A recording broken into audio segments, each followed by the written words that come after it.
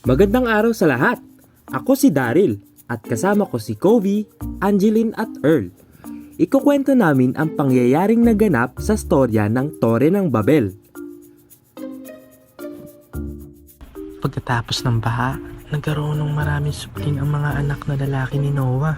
Ang mga supling na ito ay tumanda na rin at nagkaroon ng sarili nilang mga pamilya.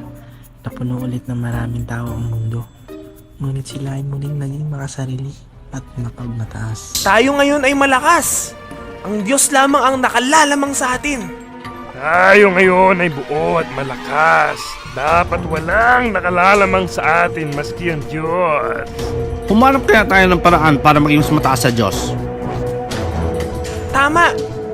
Hindi mabuti sa atin na maging sa ibaba nino man. Ano ang gagawin natin? Gumawa kaya tayo ng mataas na tore. Isang tore na abot sa langit. Magandang ideya! Ito ay magiging isang monumento at magpapakita ng ating kadakilaan. Simulan na agad natin. Sinimulan ng mga tao ang paggawa ng tore. Ito ay binuo nila mula sa ladrilyo. Nang makita ito ng Diyos, alam niyang nawala na naman sa tamang landas ang sangkatauhan. Dahil dito, naisipan ng Diyos bigyan sila ng suliranin sa pamamagitan ng paggamit ng nakalilitong mga lengguwahe upang hindi nila maintindihan ang isa't isa. Ang daming ginagawa sa amin na naman. Hati pila sati hati.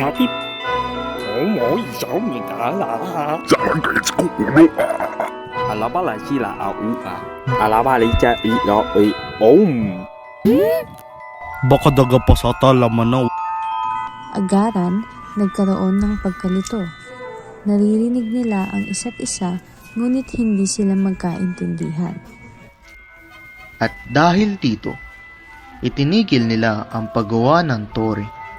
Di kalaunan, tinawag na Babel ang syudad, na ang ibig sabihin ay pagkalito.